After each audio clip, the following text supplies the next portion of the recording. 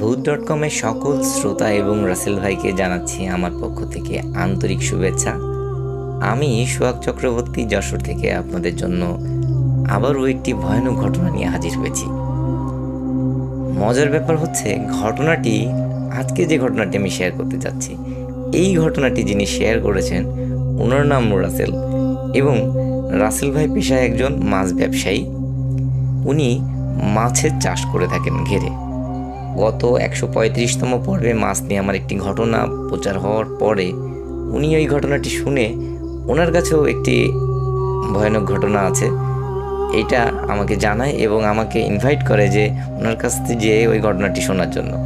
So আমিও আর ওই লোকটি সংবরণ করতে পারি না, আমিও রাসেল ভাইয়ের সাথে গিয়ে দেখা করি এবং জানতে পারি রাসেল ভাই দীর্ঘদিন যাবৎ মাছের ব্যবসা করে আসছেন। উনি ঘটনাটি বলার সময় আমাকে একটু রিকোয়েস্ট করেছেন যে যেহেতু উনি একই প্লেসে এখনও মাছের ব্যবসা করেন, ওখানে এখনও মাছের ঘেরগুলো আছে ওনার, সো ওই ঘেরের নাম ঠিকানা ওই প্লেসের নামগুলো যেন আমি উল্লেখ না করি। তো আমিও সেই সত্ত্বে ওনার কাছ থেকে ঘটনাটি কালেক্ট করি এবং ঘটনাটি কালেক্ট করার পরে যাদের সাথে মূলত ঘটনাটি ঘটেছিল ওনাদের সাথেও আমি যোগাযোগ করার চেষ্টা করি। তো আমি ওনাদের সাথে যোগাযোগ করে জানতে পারি যে আসলে ঘটনাটি 100% সঠিক। তো চলুন শুরু করি ঘটনাটি। 2002 সালের কথা। রাসেল ভাই তখন সাতক্ষীরার প্রত্যন্ত একটি এলাকাতে অনেক বড় একটি মাছের ঘের নিয়ে চিংড়ি মাছের খামার তৈরি করেন, ঘের তৈরি করেন।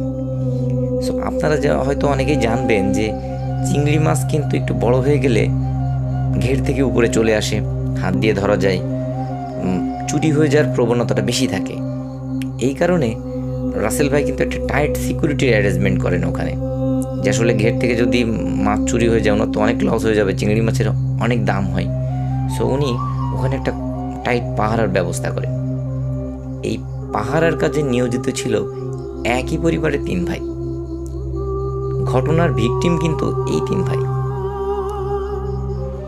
হঠাৎ 1-2 বছর 3 বছর পর রাসেল ভাই প্রথম খুব ভালোই লাভে ছিলেন, কিন্তু 2-3 বছর পর উনি লক্ষ্য করতে থাকেন মাছের উৎপাদনও ওই ঘেরটা থেকে অনেক কম হচ্ছে। যেহেতু এই 2-3 বছরে উনি ভালো একটা এক্সপিরিয়েন্স তৈরি করে ফেলেছেন, উনি জানেন যে কিভাবে পরিচর্যা করতে হয়, কীভাবে খাবার দিতে হয়, কেমন মাছ আসতে পারে, এটার একটা আইডিয়া থাকে ওনার ভালো।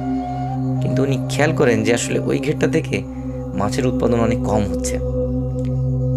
তখন উনি ওই 3 ভাইকে অনেক বেশি প্রেশার দেওয়া শুরু করেন যে আসলে তোমরা নিশ্চিত ডিউটি দিচ্ছ না ঠিকভাবে, যার ফলে মাছ চুরি হয়ে যাচ্ছে, না হলে তো মাছ কম হওয়ার কোনো সম্ভাবনা নাই। এবং রাসেলের দেয়া এই যে প্রেশারের কারণে ওই 3 ভাইও অনেক বেশি চিন্তায় থাকেন যে আসলে আমরা তো ঠিকভাবে টাইট সিকিউরিটি দিই, আমরা ঠিকভাবে ডিউটি করি, তো কীভাবে মাছ কীভাবে চুরি হচ্ছে। ওনারা আরও বেশি অ্যাক্টিভ হয়ে যান এবং ভালোভাবে ওনারা ডিউটি দেওয়া শুরু করেন। কোনো ভাই পুরা ঘেরের এক সাইড দিয়ে রাউন্ড দিতে থাকে, অন্য ভাই অন্য সাইড দিয়ে রাউন্ড দেয়। একজন ওনাদের বসার জন্য একটা টং ঘরের মতো বানানো ছিল, সেখানে বসে লাইট মেরে চেক করতে থাকেন। এইভাবে ওনারা খুব ভালো একটা সিকিউরিটি দিতে থাকেন।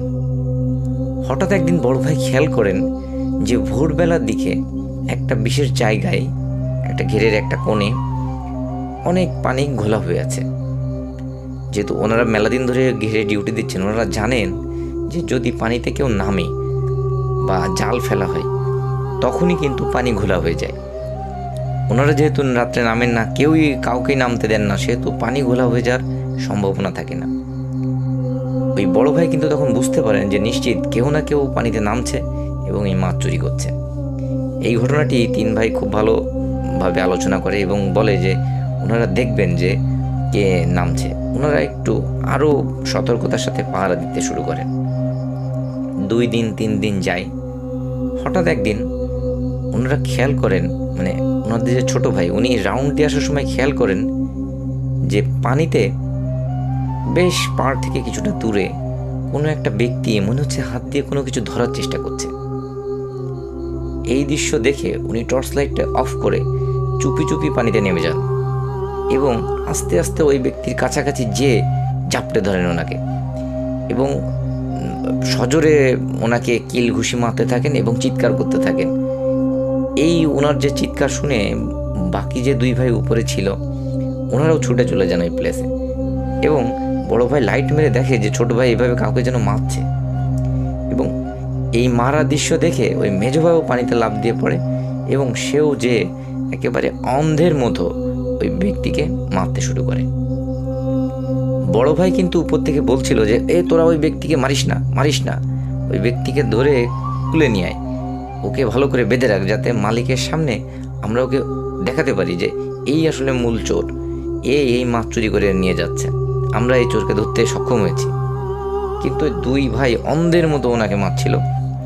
মারতে মারতে মেজো ভাই একটু কষ্ট হয়ে যায়, সে পাড়ে চলে আসে, এবং যেই মেজো ভাই পাড়ে চলে আসে ওনারা লক্ষ্য করেন যে পানিতে যদি কোনো কিছুকে বেঁধে হঠাৎ টান দিয়ে পানির নিচে নিয়ে চলে যাওয়া যায়, যে কোনো কিছুকে যেভাবে খুব ফোর্সে পানির ভিতরে চলে যাবে, ওইভাবে ওই ছোট ভাইকে ওই ব্যক্তি টান দিয়ে পানির নিচে নিয়ে চলে যায়। এখানে বলে রাখা ভালো রাসেল ভাই, ওই ঘেরের গভীরতা কিন্তু অনেক বেশি না।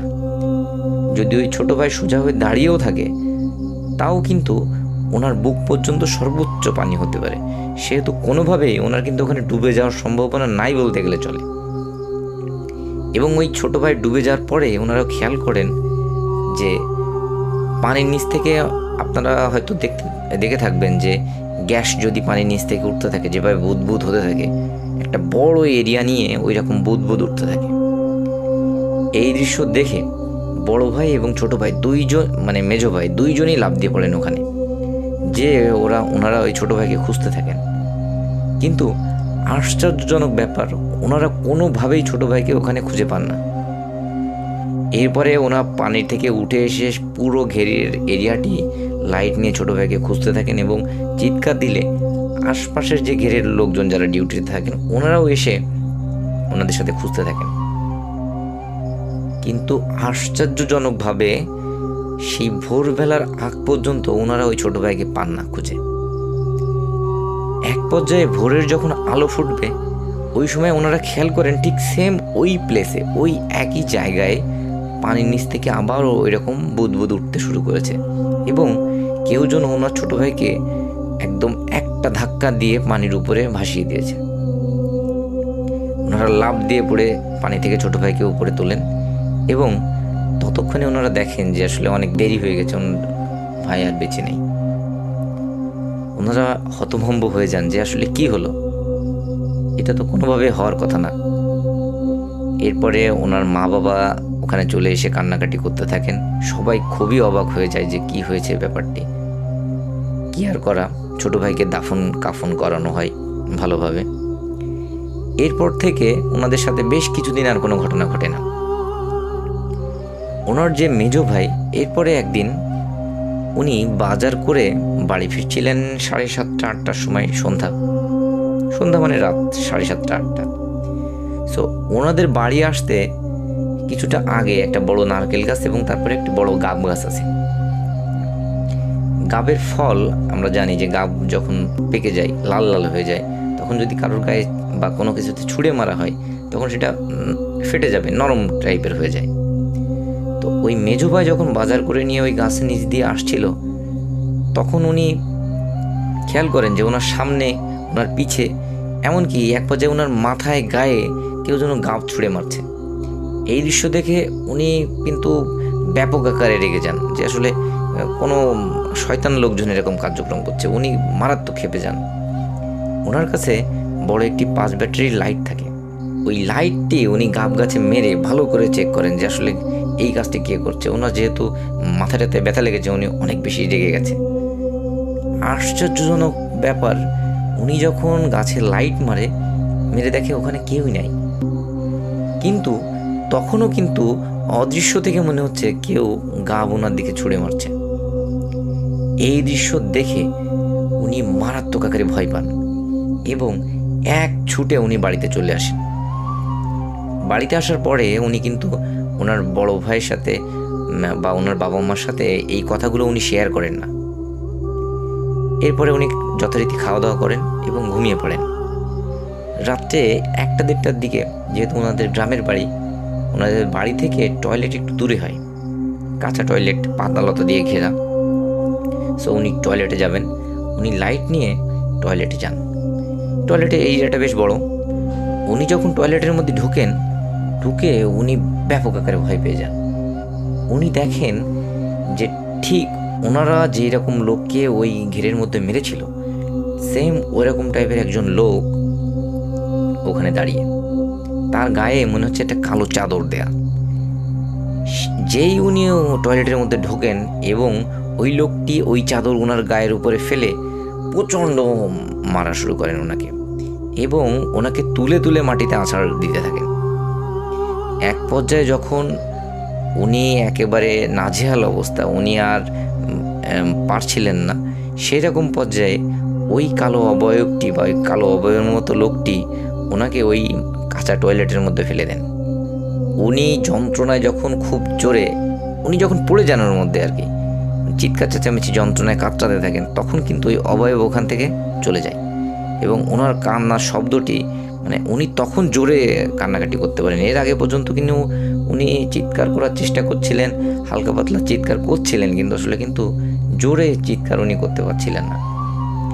কিন্তু যখন ওই অবয়বটি চলে যায় তখন উনি জোরে চিৎকার করতে পারেন, এবং ওনার চিৎকার শুনে ওনার বাসা থেকে ওনার মা, ভাই, বাবা সবাই বেরিয়ে আসেন এবং এসে দেখেন যে ওনাদের টয়লেটটি কিন্তু অনেক গভীর। ওই গভীর টয়লেটের মধ্যে উনি পড়ে আছেন এবং ওনার হাতে তখন ওই টর্চ লাইটটি জ্বলছে। ওনারা অনেক কষ্টে দড়ি টড়ি ফেলে ওই টয়লেটের মধ্য থেকে ওনাকে টেনে তোলেন উপরে। ওনার অবস্থা এতটাই খারাপ ছিল, উনি কথা বলার মতো কোনো পরিস্থিতিতে ছিলেন না। ওনাকে ভালো করে ওয়াশ করে ওনাকে ওনার বাবা কিছু পানি পড়া দেন, সেইগুলো খেয়ে উনি ঘরে নিয়ে যেয়ে ওনাকে শুইয়ে দেওয়া হয়। এরপরে যখন সকাল হওয়ার পরে ওনার সাথে আরও কিছু আজব ঘটনা ঘটতে থাকে। উনি পাগলের মতো প্রলাপ বকতে থাকেন, মাঝে মাঝে আবার ঠিক হয়ে যান। আবার যখন ঠিক হয়ে যান তখন উনি রক্তের মতো বমি করতে শুরু করেন। খুবই একটা ক্রিটিক্যাল সিচুয়েশন ওনার।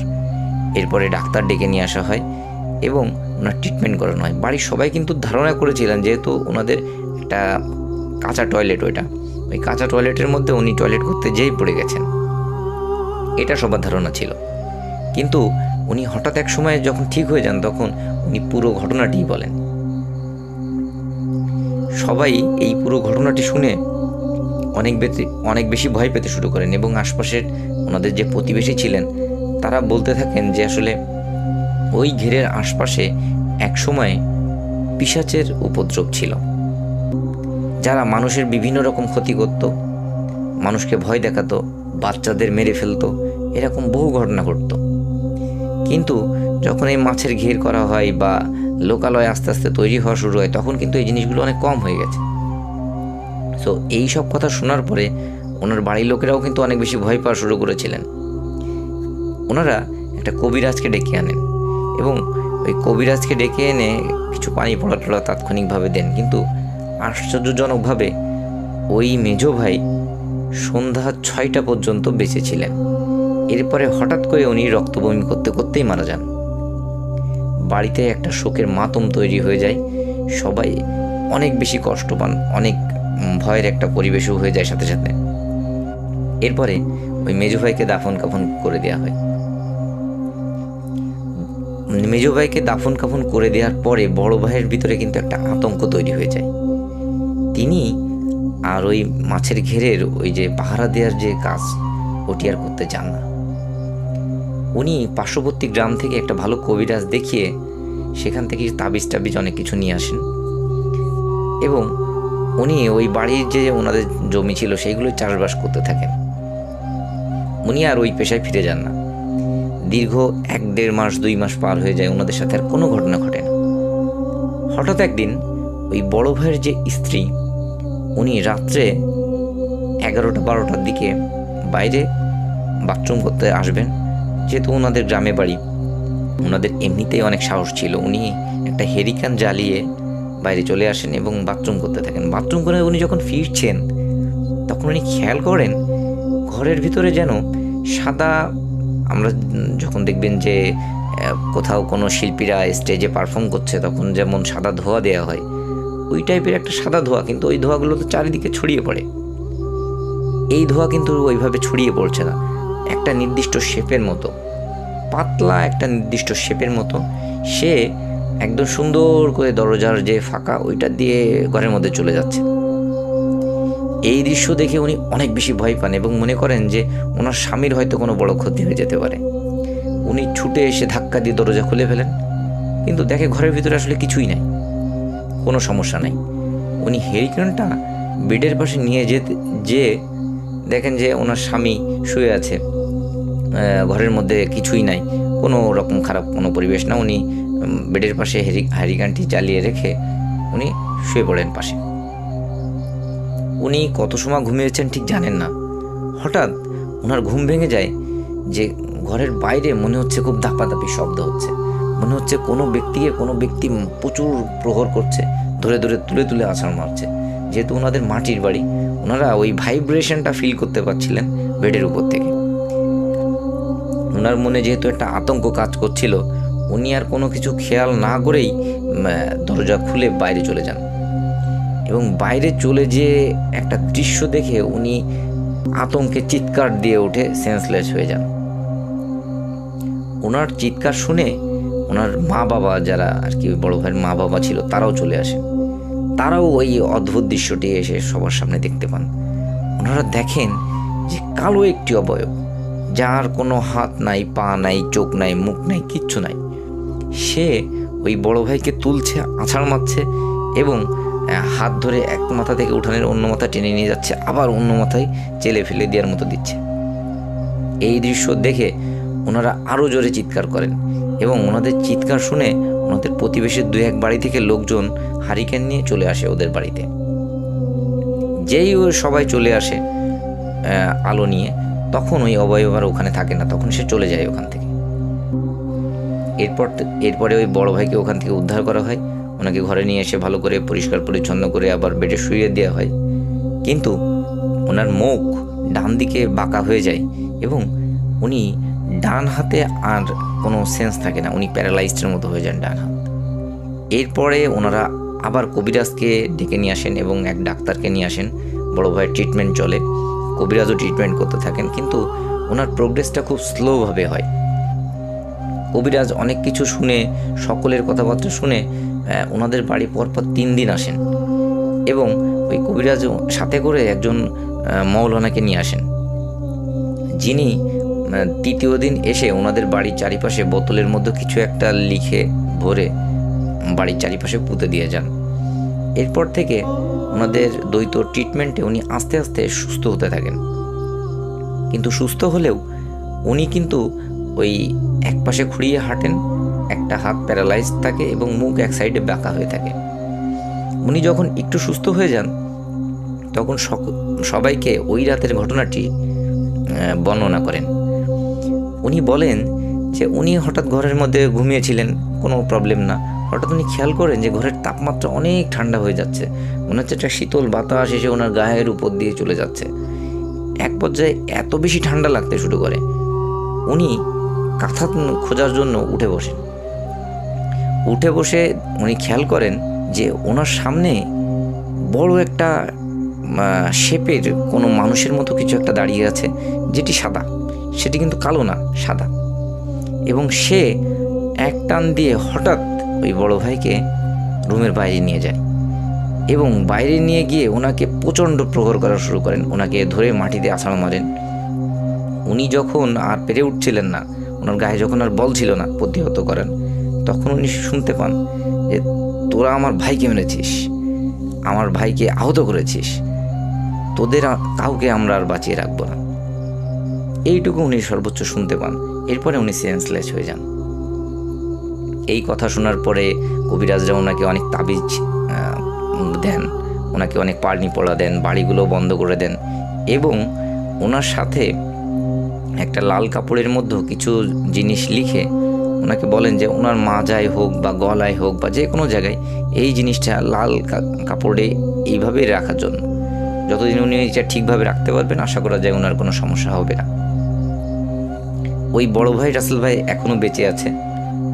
ওর পর থেকে ছোটোখাটো সমস্যা হলেও বড় তেমন কোনো সমস্যা হয়নি, কিন্তু উনি অতটা সুস্থভাবে আর চলাফেরা করতে পারেন না। উনি উপার্জনক্ষম অবস্থায়ও আর তেমন একটা নাই। উনি যখন ঘটনাটি আমার সাথে শেয়ার করছিলেন, উনি অঝরে কাঁদছিলেন যে উনি ওই ঘেরের ডিউটি দিতে যে 2 ভাইকে হারিয়েছেন, ওনার জীবনটা এত কঠিন হয়ে গেছে। সো এটি ছিল আমার ঘটনা রাসেল ভাই। যদি ঘটনাটি আপনাদের ভালো লেগে থাকে তাদের উদ্দেশ্যে ঘটনাটি শেয়ার করবেন এবং সবাই ভালো থাকবেন। Bhoot.com with Russell. Breathe. Hold your fear.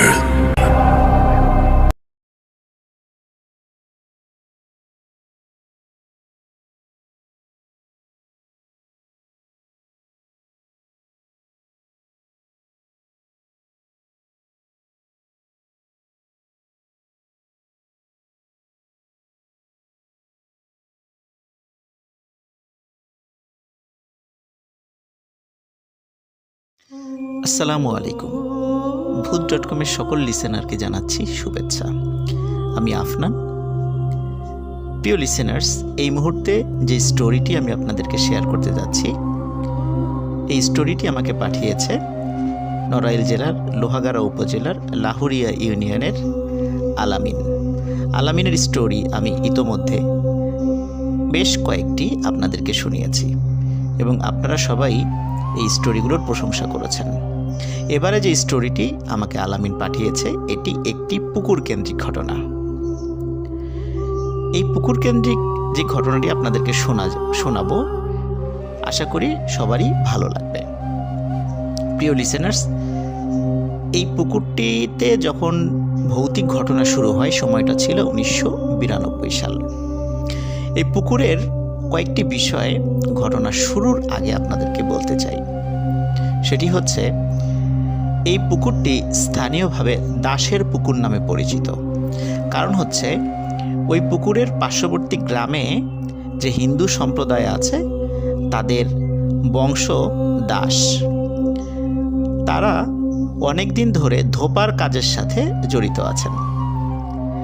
আর যখন এটি খোঁড়া হয় অনেক দিন আগে, তখন আশেপাশে কোনো পুকুর ছিল না। বেশ কয়েকটি বিষয়কে উদ্দেশ্য করে পুকুরটি খোঁড়া হয়। এটা যে শুধু হিন্দুরা খুঁড়েছে তা না, এখানে মুসলিমরাও এই পুকুর খোঁড়ার সাথে জড়িত ছিল। কারণ হচ্ছে, আশেপাশে পুকুর কম থাকা, গবাদি পশুর গোসল করানোর জন্য এবং নিজেদের গোসল করার জন্য পুকুরের প্রয়োজনীয়তা, ধোপা সম্প্রদায় যারা দাস যারা আছেন তাদের কাপড় ধোয়া, বিভিন্ন কারণে এই পুকুরটির প্রয়োজনীয়তা দেখা দেয়। আরও একটা প্রয়োজনীয়তা ছিল, সেটি হচ্ছে যখন হিন্দু সম্প্রদায়ের লোকদের বিভিন্ন পূজার সময়টা হতো, ওই পূজার যে মূর্তিগুলো, এই মূর্তিগুলো পূজার শেষে এই পুকুরে ডুবিয়ে ফেলা হতো। এভাবেই দীর্ঘদিন ধরে এই কাজটি চলে আসছে। হিন্দু মুসলিম সবাই এই পুকুরে তারা তাদের বিভিন্ন ধরনের কর্মকাণ্ড তারা সেটা কাজ করে আর কি। পুকুরের ঠিক দক্ষিণ পাশে রয়েছে একটি শ্মশান। এটা অনেক আগে থেকে এই শ্মশানটি ছিল। তো লিসেনার্স, 1992 সাল থেকে যখন ঘটনাটি সূত্রপাত হয়, সূত্রপাতটি ছিল এমন। স্থানীয় একজন ব্যক্তি, উনি শখ করে একটি ঘোড়া কেনেন। ঘোড়া কেনার পর ঘোড়াটিকে গোসল করানোর জন্য উনি দিনের বেলা কোনো একটি সময়, এটা নির্দিষ্ট করে আসলে বলতে পারে নাই আমাকে, যে কোনো একটি সময়ে ওই ঘোড়াটিকে পুকুরে নামিয়ে আনেন। পুকুরে নামিয়ে আনার পর ঘোড়াটিকে যখন তিনি গোসল করাচ্ছিলেন, গোসল কিছুটা করানো হয়েছে, হঠাৎ ঘোড়াটি জোরে চিৎকার করে লাফ দিয়ে ওই পুকুর থেকে বের হয়ে যায় এবং উপরে চলে যায় এবং ছুটতে ছুটতে মালিকের বাড়িতে চলে যায়। মালিক পেছন থেকে ঘোড়ার পিছনে দৌড়াতে থাকে। উনি বুঝতে পারছিলেন না হঠাৎ করে কেন ঘোড়াটি গোসল অর্ধেক করানোর পর লাফ দিয়ে উঠে গেল। উনি বিষয়টি আসলে স্বাভাবিকভাবেই নিয়েছেন। হতে পারে যে ঘোড়াটির ভালো লাগছিল না, এই জন্য উঠে চলে গেছে। এর পরের দিন ঘটে প্রায় একই ধরনের ঘটনা। যেহেতু ওই পুকুরে অনেকেই তাদের গবাদি পশু গোসল করাতেন, স্পেশাল করে গরু। একদিন একজন ব্যক্তি, মানে ঠিক পরের দিনই আর কি, তার দুটো গরু গোসল করানোর জন্য পুকুরে নামানোর সাথে সাথে গরু দুটি ভয়ঙ্করভাবে চিৎকার করতে করতে পুকুর থেকে উঠে দৌড় দিয়ে চলে যায়। এমন মনে হচ্ছিল যে পানিতে নামার পর হঠাৎ এমন কোনো গরম, মানে মনে হচ্ছে যে ওদেরকে গরম কোনো তেলের মধ্যে ছেড়ে দেওয়া হয়েছে, এমনভাবে ছটফট করতে করতে উঠে দৌড় দেয়। আসলে এতদিন ধরে পুকুরে গোসল করানো হচ্ছে গরু, ছাগল, বিভিন্ন গবাদি পশু, কখনোই কিন্তু এই ধরনের ঘটনা ঘটেনি। তাহলে হঠাৎ করে কেন এই সমস্যার সৃষ্টি হচ্ছে? এভাবে প্রতিদিনই যেই কোনো গরু ছাগল নামাতো, সাথে সাথে এই ধরনের ঘটনা ঘটতো। গরু ছাগলগুলো এরপর থেকে কোনোভাবেই তাদেরকে দড়ি ধরে টেনে কোনোভাবেই পুকুরে নামানো যেত না। আসলে বোবা প্রাণী, ওরা তো আর বলতে পারে না যে আসলে ওদের সাথে কি হয়েছে, কিন্তু মানুষ সেভাবে বুঝতে পারছিল না যে কেন গরু ছাগলগুলো পুকুরে নামতে চাচ্ছে না, বা নামলেও এই ধরনের অস্বাভাবিক আচরণ কেন করছে। এর মধ্যে ঘটে যায় আরও একটি ঘটনা। গ্রামের হিন্দু পাড়ার, মানে ওই দাস পাড়ার ছোট্ট একটি মেয়ে, 5 থেকে 7 বছর বয়স, নাম হচ্ছে নূপুর। প্রতিদিনের মতো দুপুরবেলা নূপুর তার বন্ধু বান্ধবদের সাথে গোসল করতে আসতো। বাচ্চাদের একটা গ্রুপ ছিল, তারা প্রতিদিন একসাথে গোসল করতে আসতো, বা গোসল করে একসাথে আবার বাড়িতে চলে যেত। এই নূপুর তার বন্ধু বান্ধবদের সাথে গোসল করতে আসে এবং গোসলের পরে সে আর বাড়িতে ফিরে যায় না।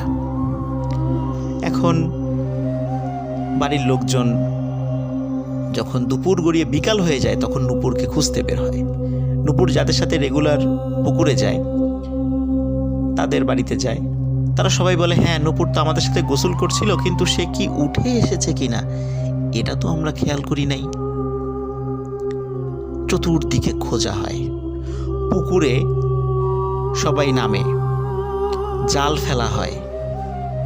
এখানে বলে রাখা ভালো, পুকুরটি কিন্তু অনেক গভীর, এবং যত খরাই হোক না কেন ওই পুকুরে এত পরিমাণ পানি থাকে যে মোটামুটি 2 জন মানুষ অনায়াসে তলিয়ে যাবে সেখানে, এখনো পর্যন্ত। তো যাই হোক, নূপুরকে খুঁজে পাওয়া যাচ্ছিল না। পুকুরে জাল ফেলা হয়, ডুবুরি নামানো হয়, তারপরেও খুঁজে পাওয়া যাচ্ছে না। এভাবে 2 দিন পার হয়ে যায়, নূপুরকে আর খুঁজে পাওয়া যায় না। 2 দিন পর সকালবেলা নূপুরকে পাওয়া যায়।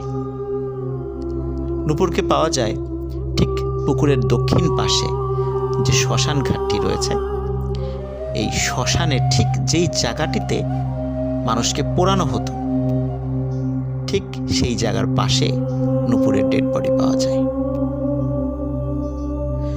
সবাই বলে, পুকুরে যদি মারা গিয়ে থাকে তাহলে তার ডেড বডি তো পুকুরে ভেসে ওঠার কথা, সেটা তো শ্মশানের পাশে পাওয়ার কথা নয়। লাশটা কিভাবে ওইখানে গেল, সবার ছিল সেই প্রশ্ন। সবাই সেই বিষয় নিয়ে বিশ্লেষণ করতে থাকে, কিন্তু এর কোনো ব্যাখ্যা খুঁজে পায় না। এই ঘটনার 5 থেকে 7 দিন পরে আরেকটি ঘটনা ঘটে। গোসল করতে নেমে আরেকটি বাচ্চা নিখোঁজ হয়ে যায়। তাকেও কোথাও পাওয়া যাচ্ছিল না। ঠিক 1 দিন পর সেই বাচ্চাটিকে শ্মশানের পাশে পাওয়া যায়। এইভাবে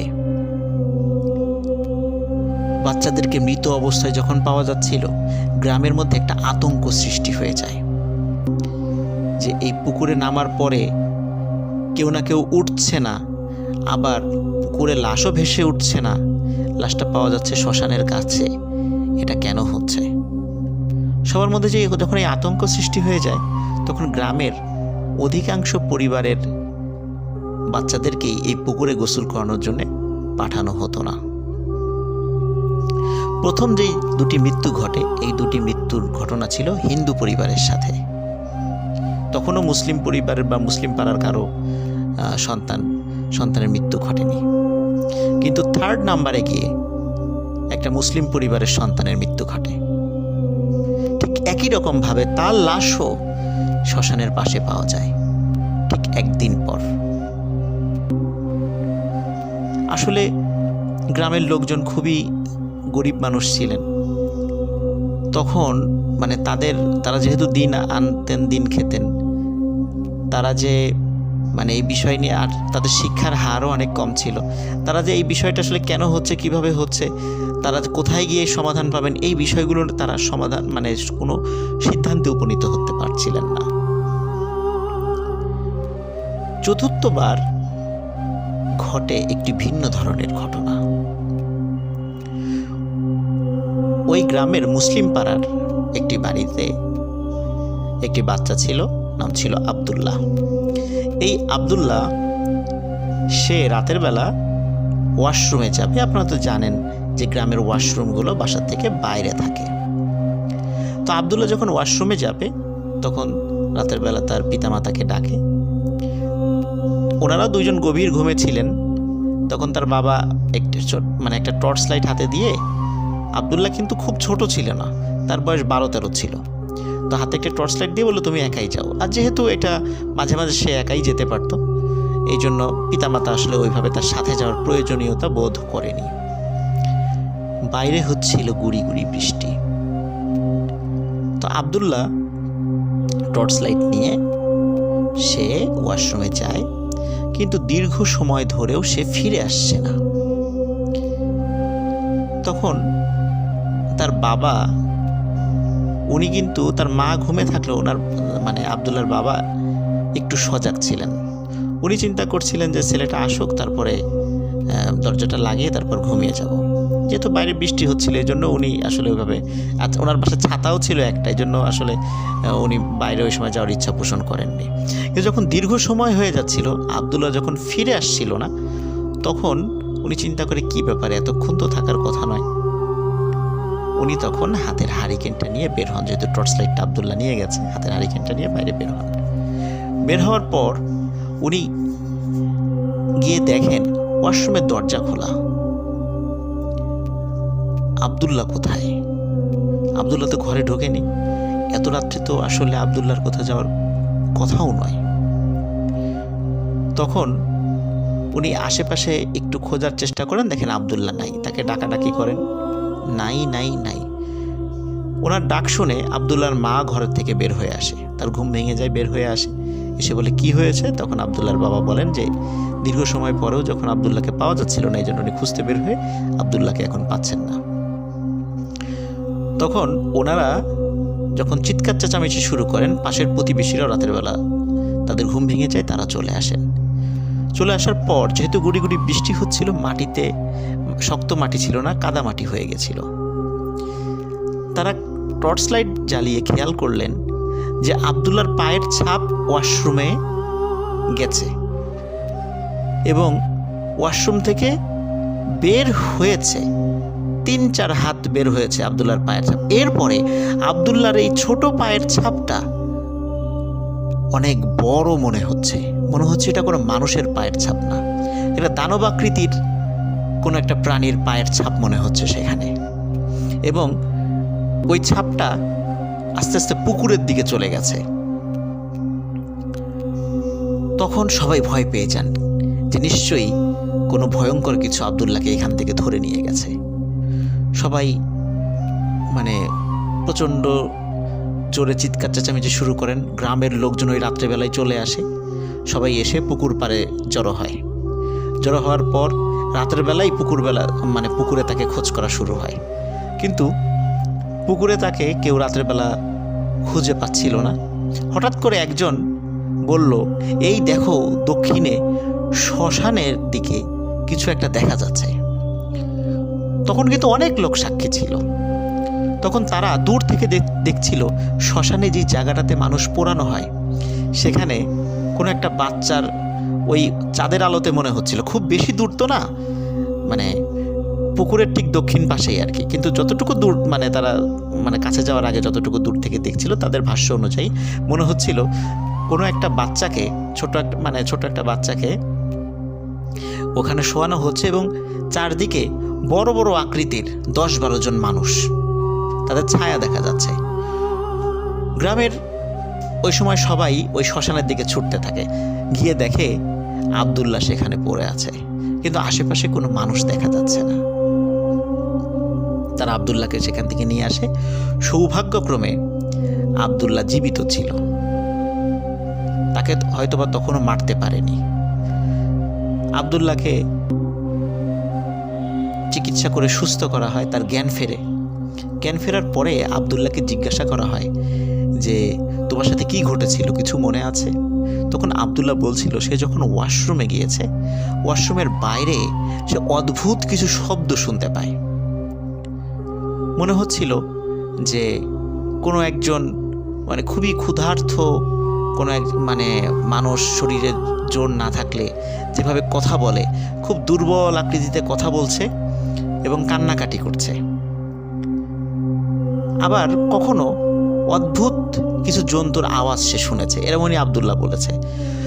যখন আব্দুল্লাহ ভয় পেয়ে দ্রুত ওয়াশরুমের কাজ সেরে বের হয়েছে, বের হওয়ার পর তার সামনে ভয়ঙ্কর কালো আকৃতির একটি ছায়ামূর্তি সে দেখতে পায়। এরপরে আব্দুল্লাহর আর কিছু মনে নেই।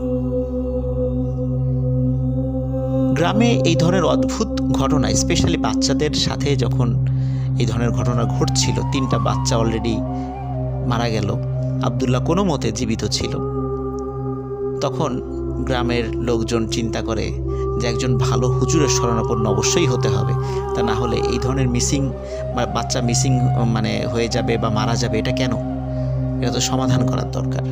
তখন গ্রামের হিন্দু মুসলিম তারা সবাই এক জায়গায় বসে একটা সিদ্ধান্ত নিয়ে পরিচিত একজন হুজুরের কাছে যান। তখন হুজুর উনি বলেন যে আমাকে 1 সপ্তাহ সময় দিতে হবে, আমি বলবো যে আসলে কেন এরকমটা হচ্ছে। 1 সপ্তাহ পর হুজুর বলেন যে তোমাদের এই যে পুকুরটা রয়েছে, এই পুকুরটা ভালোই ছিল, অনেক দিন ধরে তোমরা কাজ করছিলে, সবার উপকারে লাগছিল। হঠাৎ করে এই পুকুরে কিছু জিনদের আবির্ভাব ঘটেছে। এই জিনগুলো হিন্দুও না, মুসলিমও না। এরা চায় না যে কেউ এই পুকুরে গরু ছাগল গোসল করাক বা কোনো গবাদি পশু গোসল করাক, আর কোনো মূর্তি এই পুকুরে ডুবানো হোক, এটা তারা চাচ্ছে না। তারা চাচ্ছে এই কাজগুলি অন্য পুকুরে করাতে। এই জন্য তারা এই পুকুরের মধ্যে মানে একটা আতঙ্ক সৃষ্টি করেছে এবং তারা এই পুকুরেই থাকবে, এখান থেকে যাবে না। এবং হঠাৎ করেই তারা এখানে এসে আস্তানা গেড়েছে। উনি যখন এই বিষয়টি বলেন, ওই সময় ওনার সামনে যে হিন্দু মুসলিমরা ছিলেন তারা সবাই বিষয়টা বিশ্বাস করে এবং মেনে নেয়। সমস্যা হলো যখন তারা যে যার বাড়িতে ফিরে যান এবং এই বিষয়টা জানান, তো হিন্দু পাড়া থেকে তারা এই বিষয়টাতে আপত্তি তোলেন। কারণ হিন্দুরা বলতে থাকেন যেহেতু একজন মুসলিম ইমাম সাহেবের বিষয়টা বলেছে, উনি হয়তোবা চাচ্ছেন না যে হিন্দুরা এখানে থাকুক, তারা এখান থেকে চলে যাক যাতে করে মুসলমানরা হিন্দুদের জায়গা দখল করতে পারে। এই ধরনের একটা সমালোচনা হিন্দু পাড়ায় ছড়িয়ে পড়ে এবং তারা বলে যে এইটা আসলে উদ্দেশ্য প্রণোদিত, এটা মুসলমানরা ইচ্ছা করে এটা করেছে, এটা উদ্দেশ্য প্রণোদিত, আমরা এটা মানি না। তখন এই হিন্দুরা কি করে, ওনারা আবার বেশ কয়েকজন মিলে ওনাদের ধর্মের একজন তান্ত্রিকের কাছে যান। তান্ত্রিকের কাছে যাওয়ার পরে তান্ত্রিক এক বাক্যে বলে দেন, আসলে ওই ইমাম সাহেব উনি লোক ভালো না, একটা ভণ্ড, উনি ইচ্ছা করে তোমাদেরকে যাতে এখান থেকে তাড়ানো যায় এই জন্য এই বিষয়টি বলেছেন। আসলে এরকম কিছুই নাই। কিন্তু ওর মধ্যে থাকা বেশ কয়েকজন যারা একটু বুঝমান আছেন তারা বলে, তাহলে কিছুই যদি না থাকে তাহলে কেন মিসিং হচ্ছে? আর শুধু তো হিন্দু বাচ্চাদের সাথে যে বিষয়টা ঘটেছে এমনটা নয়, এটা তো মুসলমানদের সাথে সবার সাথে এটা ঘটছে, কেন এমনটা হয় আর কি। তখন ওই তান্ত্রিক বলে, তাহলে আমাকে ওই পুকুরের পাশে একটু সাধনায় বসতে হবে, তার জন্য কিছু জিনিস তোমাদেরকে আনতে হবে। বলে কি জিনিস? বলে একটা জিনিস তুমি মানে অবশ্যই লাগবে, সেটা হচ্ছে একজন হিন্দু বিধবা নারী, উনি যখন বিবাহিত ছিলেন তখন তিনি সিঁদুর ব্যবহার করতেন, ওই সিঁদুরটা ওনার কাছে আছে, এই সিঁদুরের কিছু একটা অংশ আমাকে এনে দিবা, আমি এটা দিয়ে একটু রিচুয়াল করে আমি আসলে বোঝার চেষ্টা করব যে পুকুরে আসলে সমস্যাটা কি। তো ওনাকে ডেকে আনা হয়। ডেকে আনার পরে সেই বিষয়টা, যেহেতু ওনাদের পাড়ায় এরকম বেশ কিছু বিধবা মহিলা ছিলেন, তাদের কাছে তাদের সিঁদুর ছিল, তো তাদের একজনের কাছ থেকে সিঁদুর কালেক্ট করে তাকে দিয়ে আসা হয় এবং রাতের বেলা তিনি সাধনায় বসেন এবং সবাইকে বলেন যে তোমরা এখান থেকে চলে যাও। তো উনি ওনার মতো সাধনা শুরু করেন।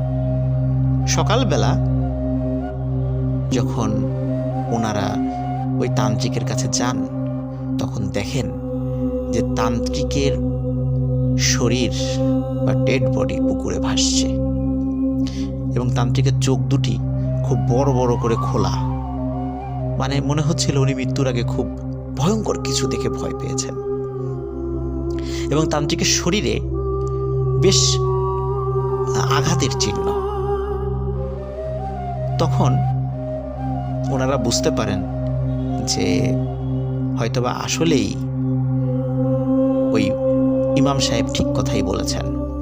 তখন আবার হিন্দু মুসলিমরা একত্র হয়ে মিটিং করে তারা আবার সেই ইমাম সাহেবের কাছে যান এবং বলেন যে আসলে আমাদের ভুল হয়ে গেছে, আমাদের আপনার কথায় সন্দেহ করা উচিত হয়নি, তো আমরা ভুল বুঝতে পেরেছি যে আসলেই এখানে কোনো অসৎ উদ্দেশ্যে আপনি কথাটি বলেননি, এখানে আসলেই কোনো সমস্যা আছে, গুরুতর সমস্যা, এবং আপনি বলেন আমরা কিভাবে এই সমস্যার সমাধান করতে পারি।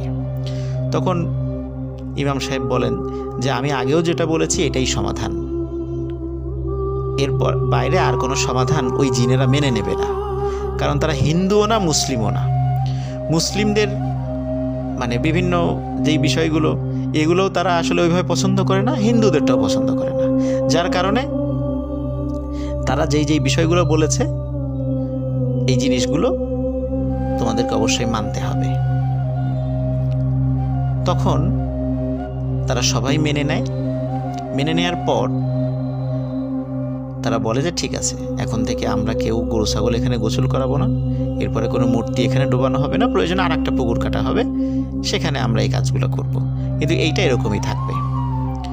তখন হিন্দু মুসলিম সকলে মিলেই কিন্তু আর একটা পুকুর খনন করে এবং তারা সেখানে তাদের সেই প্রয়োজনীয় জিনিসগুলো আবার করতে থাকে এবং বলে যে এই পুকুরে সবাই সব কিছু করতে পারবে, গোসল করতে পারবে, মানুষরা গোসল করতে পারবে, কাপড় চোপড় ধুতে পারবে, কিন্তু স্পেসিফিকভাবে গরু ছাগল গোসল করানো যাবে না এবং কোনো মূর্তি ডোবানো যাবে না। এই শর্ত মেনে নিয়েই নতুন পুকুর খোঁড়া হয় এবং এরপর থেকে ওই পুকুরে আজ পর্যন্ত কোনো ঘটনা ঘটেনি। এবং অদ্ভুত ব্যাপার হলো 92 সালের আগে ওই পুকুরের পানি বিভিন্ন সময় শুকিয়ে যেত, কিন্তু 92 সালের পর থেকে নিয়ে আজ পর্যন্ত ওই পুকুরের পানি অনেক খরা হলেও ওই পুকুরের পানি কখনো শুকায় না। স্থানীয়ভাবে সেটাকে দাসের পুকুর বলা হয়। এটি লাহুরিয়া ইউনিয়নের লাহুরিয়া গ্রামেই অবস্থিত। যারা ওই গ্রামের যদি কোনো লিসেনার আমার এই গল্প শুনে থাকেন তারা অবশ্যই বুঝতে পারবেন এই ঘটনার সত্যতা সম্পর্কে। সবাই ভালো থাকবেন, সুস্থ থাকবেন। প্রিয় লিসেনার্স, আমরা মানুষের কাছ থেকে সেই ভয়ের ঘটনাগুলি উঠিয়ে আনার চেষ্টা করি যেটা সত্যিকার অর্থেই আমাদের নারীর সাথে সম্পর্ক রয়েছে।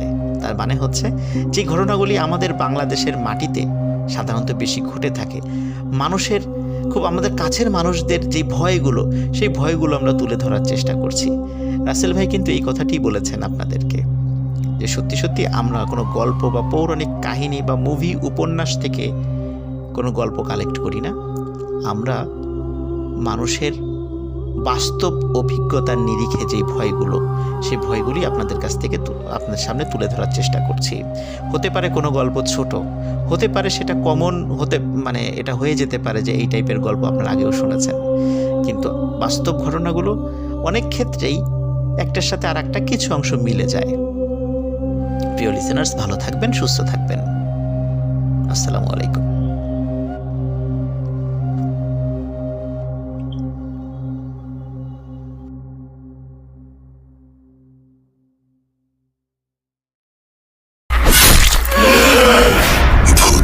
Bhoot.com with Russell. Breathe. Hold your fear.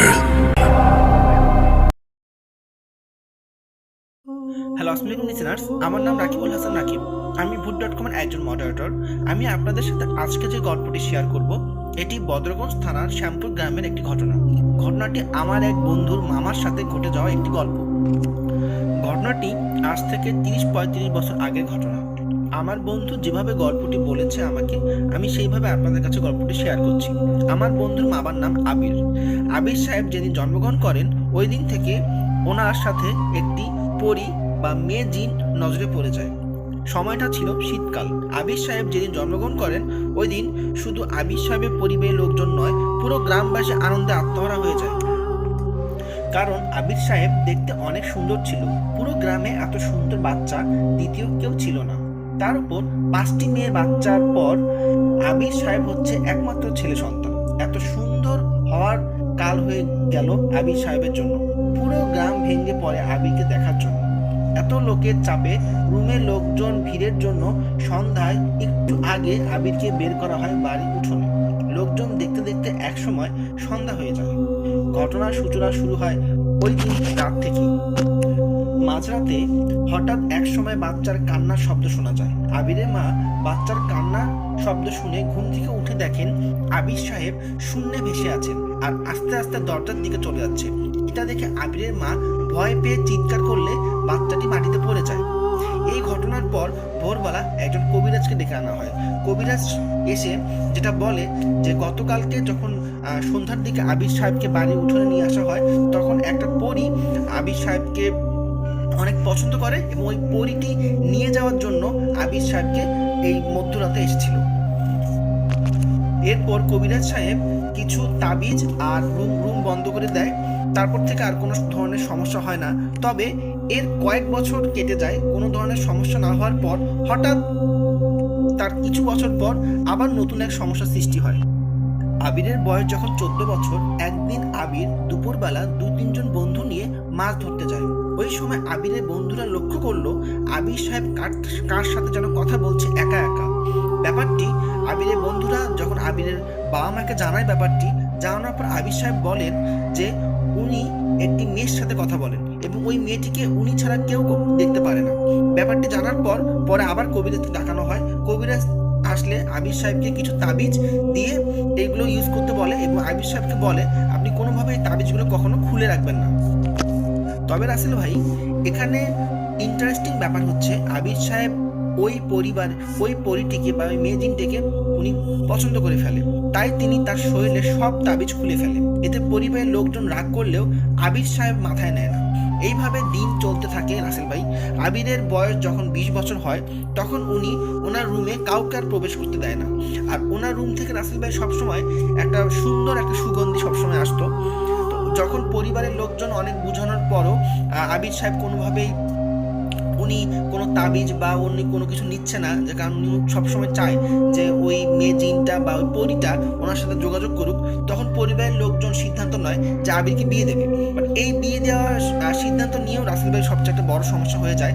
যখন রাসেল ভাই মেয়ের পক্ষ থেকে আবির সাহেবকে কেউ দেখতে আসে, রাস্তায় স্যার ওদের মধ্যে একটা সমস্যা হয়ে যায়। যারাই রাসেল ভাই মেয়ে দেখতে আসে, দেখা যায় যে কোনো না কোনো একটা রাস্তার মধ্যে একটা বড় ধরনের সমস্যা হয়। সমস্যার জন্য ওরা আর হচ্ছে আবির সাহেবের বাসা পর্যন্ত আসতে পারে না, ওরা হচ্ছে ব্যাক করে যায়। এক সময় গ্রামের লোকজন জানাজানি হলে পরে কোনো আর পাত্রীপক্ষ থেকে আবিরের বিয়ের প্রস্তাব নিয়ে আসে না। আবির সাহেব কোনো কাজ করতেন না, বাড়ির কারোর সাথে কথা বলতেন না। খাবারের সময় উনি খাবার নিয়ে ঘরে চলে যেত আর সব সময় রুমের দরজা বন্ধ করে রাখতো। তো রাসেল ভাই একদিন আবির সাহেব নামাজ পড়তে যায়। তো উনি ভুলক্রমে ওনার রুমের হচ্ছে দরজা তালা দিতে উনি ভুলে যায়। উনি নামাজ পড়তে যখন যায় তখন ওনার মা চুপ করে ওনার রুমে প্রবেশ করে। ওনার রুমে প্রবেশ করে সবচেয়ে একটা জিনিস দেখে যেটা সবচেয়ে মানে ওনার মা হচ্ছে অবাক হয়ে যায়, সেটা হচ্ছে যে ওনার রুমে একটা ছবি টাঙানো, যে ছবিটা রাসেল ভাই আমাদের যেরকম আগে আমরা ছবি যখন তুলতাম একটা নেগেটিভ ছবি বের হইতো সাদা কালো কালারের, অনেকটা হচ্ছে ব্ল্যাক শ্যাডোর মতো, ওরকম ব্ল্যাক শ্যাডোর দুইটা ছবি। জাস্ট বোঝা যাচ্ছে যে একজন পুরুষ একজন মহিলা, বাট পুরুষটা কে বা মহিলাটা কে এটা কোনোভাবে বোঝা যাচ্ছে না। আরও আশ্চর্য ব্যাপার হচ্ছে পুরো রুমে রাসেল ভাই হচ্ছে বিভিন্ন ধরনের গাছের পাতা, ফুল, এইসব দিয়ে হচ্ছে পুরো রুমটা ভর্তি, এবং ওই রুমের মধ্যে অনেক সুন্দর একটা হচ্ছে মানে গন্ধ সবসময় হচ্ছে ওনার মা পাচ্ছে। তো ওনার ছেলে নামাজ পড়তে আসবে থেকে বাসায় আসবে দেখে উনি তাড়াহুড়ো করে রুম থেকে বের হয়ে যায়। তো ওনার ছেলে যখন নামাজ পড়ে বাসায় আসে, বাসায় ঢুকে উনি ওনার রুমে ঢুকে 2 মিনিটের মধ্যে রাসেল ভাই হচ্ছে মানে রাগ হয়ে রুম থেকে বের হয়ে বলে যে হ্যাঁ আমার রুমে হচ্ছে মা আপনি কেন ঢুকছিলেন, আমি মানা করছিলাম, আমি তালা দিতে ভুলে গেছি, এই জন্য আপনি কেন রুমের মধ্যে ঢুকবেন। এখানে রাসেল ভাই উনি যে রুমে বাসায় আসার পর ওনাকে কিন্তু কেউ বলেও নি যে এরকম ওনার রুমে কেউ ঢুকেছিল, এবং উনি কেউ দেখেও নি যে ওনার মা যে ওনার রুমে ঢুকেছিল। বাট উনি কিভাবে জানলো এটাও আসলে ওনার পরিবারের লোকজন অনেক মানে অবাক হয়ে যায়। তারপর রাসেল ভাই হচ্ছে আবির সাহেব বলেন যে এরকম আমাকে বিয়ে দেওয়া বা অন্য কিছু করার জন্য কেউ চেষ্টা করিও না, আমার অলরেডি বিয়ে হয়ে গেছে, আমার বাচ্চা আছে, আমার সন্তান আছে, এবং আমার একটা পরিবার আছে। তো আমার বিয়ে শাদী নিয়ে তোমরা কোনো কিছু মাথা ঘামাইও না, আমার বিয়ে শাদী হয়ে গেছে এবং আমি এইভাবে থাকতে চাই। তো রাসেল ভাই মাঝে মাঝে হচ্ছে আবির সাহেবের রুম থেকে বাচ্চার কান্নার শব্দ, কোনো মহিলা মানুষের শব্দ, বা অনেক সময় মনে হয় যে অনেক লোকজন ওনার রুমে এসেছে, ওরা কথাবার্তা বলতেছে, এরকম পরিবারের লোকজন সবাই হচ্ছে মাঝে মাঝে দেখে বা শোনে। এসব মানে করতে করতে এক সময় দেখা যাচ্ছে যে একদিন অনেক চিল্লাচিল্লি হয় আবির সাহেবের রুমের মধ্যে, অনেক চিল্লাচিল্লি। তো যেহেতু আবির সাহেবের রুমে আবির সাহেব আগে বলে দিয়েছেন যে আমার রুমে যাই হয়ে যাক না কেন কেউ কখনো আমাকে ডাকবে না বা আমার রুমে আসবে না, তো ওই জন্য কেউ ভয়ে বা কেউ কোনো কিছু বলেনি। তো পরের দিন রাসেল ভাই যেটা হয় যে আবির সাহেব প্রায় দুপুর হয়ে যায়, উনি দরজা খোলে না। তো এই জন্য পরিবারের লোকজন যখন ডাকাডাকি করে যে উনি কোনোভাবে দরজা খুলছে না, তখন রাসেল ভাই আসলে দরজা ভেঙে যখন ভিতরে ঢোকা হয় দেখা যায় যে আবির সাহেব মারা গেছেন। তো উনি আসলে রাসেল ভাই কিভাবে মারা গেছে বা কিভাবে গেছে এটা আসলে কোনোভাবেই জানা যায়নি।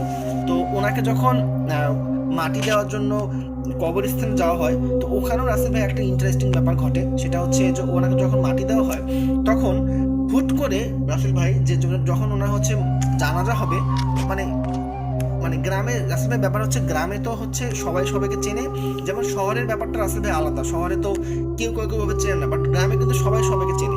তো জানাজার মুহূর্তে হঠাৎ করে অনেক লোকজন রাসেল ভাই যে জানাজা দেওয়ার জন্য শরিক হয়, এবং ম্যাক্সিমাম লোকগুলোকে কেউ আসলে ওভাবে চেনে না, এবং জানাজা শেষে কয়েকজন জিজ্ঞেস করে যে আপনাদের বাসা কোথায় বা আপনারা কই থেকে আসছেন, বাট ওরা কোনো অ্যান্সার না দিয়ে ওরা হচ্ছে যে যার মতো চলে যায়।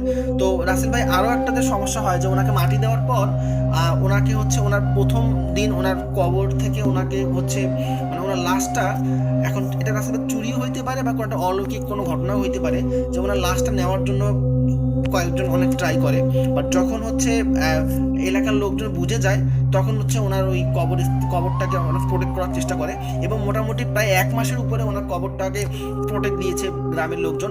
কারণ যখনই হচ্ছে কেউ কবর থেকে সাইডে কোথাও চলে যায় তখনই ওনার কবর থেকে ওনার লাশটা নেওয়ার জন্য কেউ একদম চেষ্টা করে। তো এই ছিল রাসেল ভাই আমার ঘটনা। সবাই ভালো থাকবেন, ধন্যবাদ।